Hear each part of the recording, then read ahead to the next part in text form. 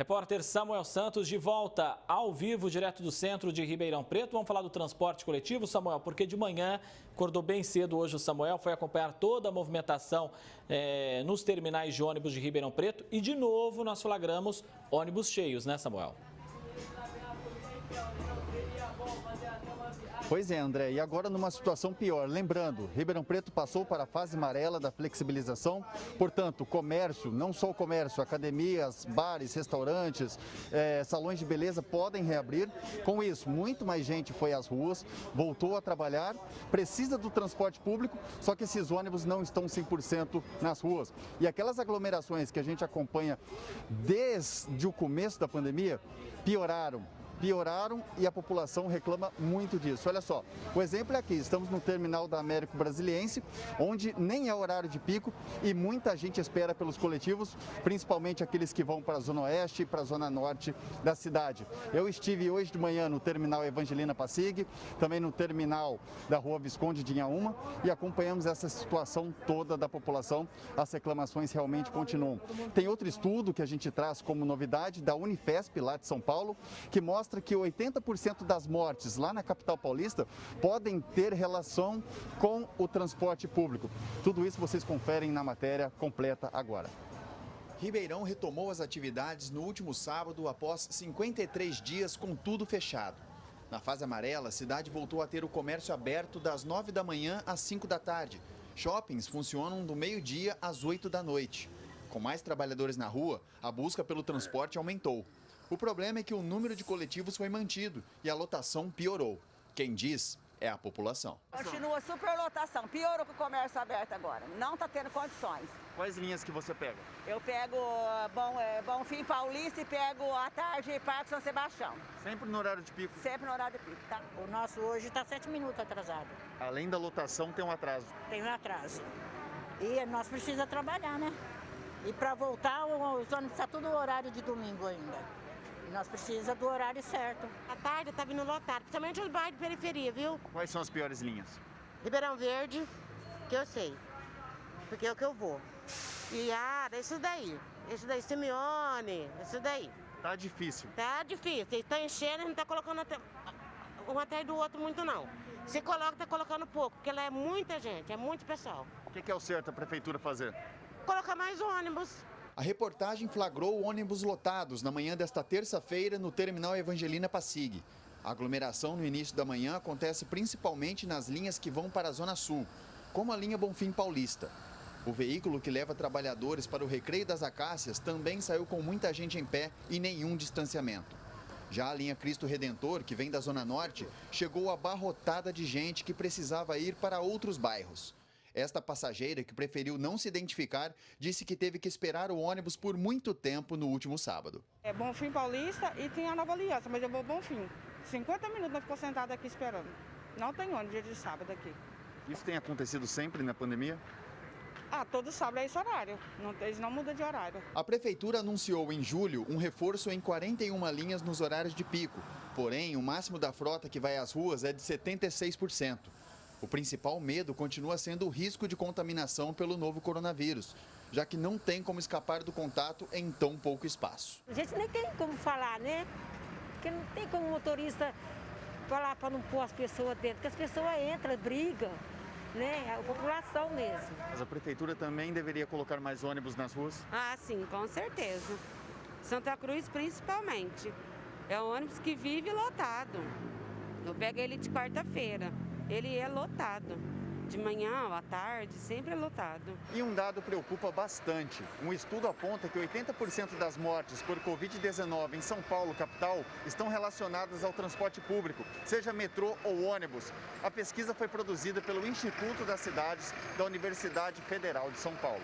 O trabalho acadêmico coordenado pelo professor Kazuo Nakano cruzou dados da pesquisa Origem Destino 2017, que traçou o perfil de quem usa o transporte na capital paulista com as informações das mortes fornecidas pela Secretaria da Saúde de lá. A gente percebe que, de fato, as viagens, né, com automóveis, elas protegem mais as pessoas do contato e do contágio, né, com o novo coronavírus.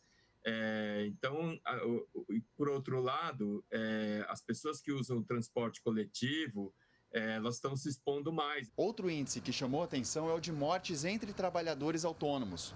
Se enquadram nesta categoria as diaristas encontradas pelo Jornal da Clube no período da manhã e que reclamam tanto das aglomerações.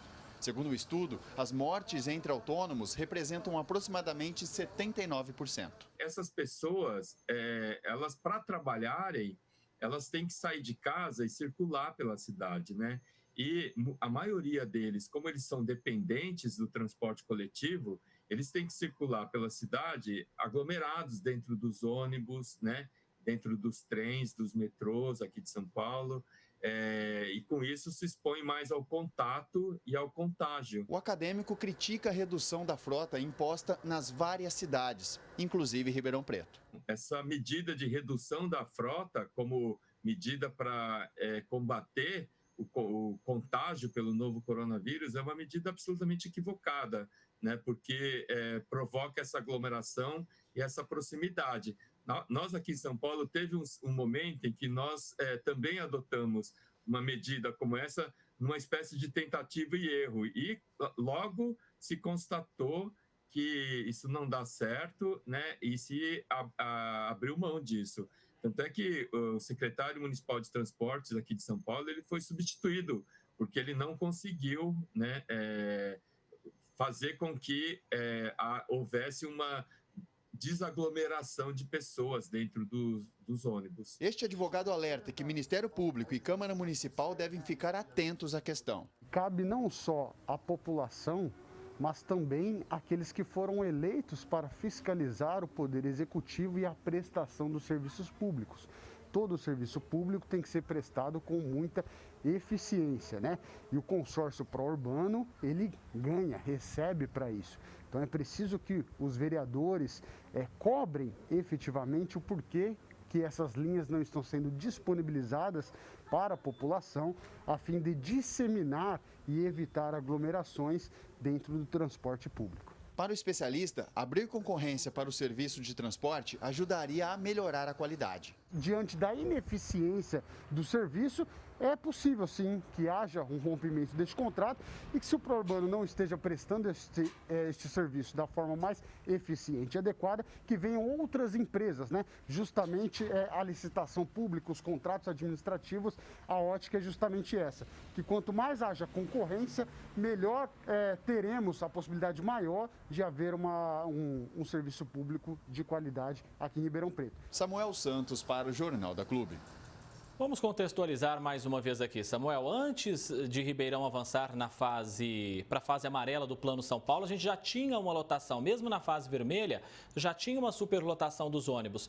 Aí a prefeitura conquista, juntamente com a população, o avanço para a fase amarela. Obviamente, você tem mais clientes nas ruas, porque o centro voltou a funcionar. Você tem os trabalhadores que atuam aí no centro da cidade, que também dependem do transporte coletivo. Então, acho que não é difícil o telespectador que está em casa nos assistindo agora entender que você vai ter uma superlotação dos ônibus. E a prefeitura até agora mantém a frota reduzida. A prefeitura explica por que isso, Samuel? Por que manter essa frota reduzida?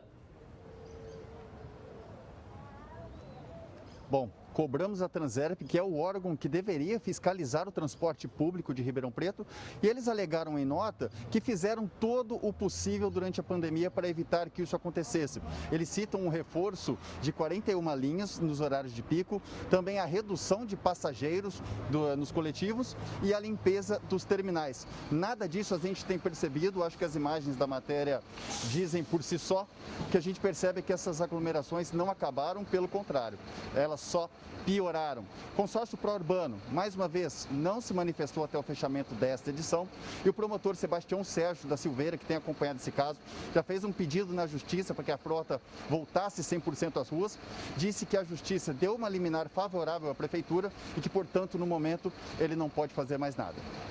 Atenção nesse momento é que nós temos relatos de alguns municípios do país que conseguiram, na justiça, colocar 100% da frota na rua para evitar esse vulco-vulco dentro do coletivo, né, Samuel? Sim, Teresina, capital do Piauí. Lá, inclusive, eles passaram para a fase 3 da flexibilização, que é bem parecida com a fase amarela aqui do estado de São Paulo. Então, o que aconteceu?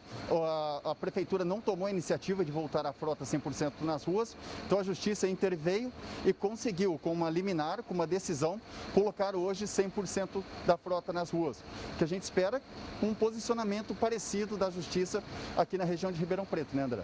Absolutamente que sim, Samuel. E a gente torce que Ribeirão não regrida para a fase vermelha. Se acontecer, pode ter certeza que tem relação sim com a superlotação do transporte coletivo e a culpa vai cair nas costas da prefeitura. Obrigado, Samuel.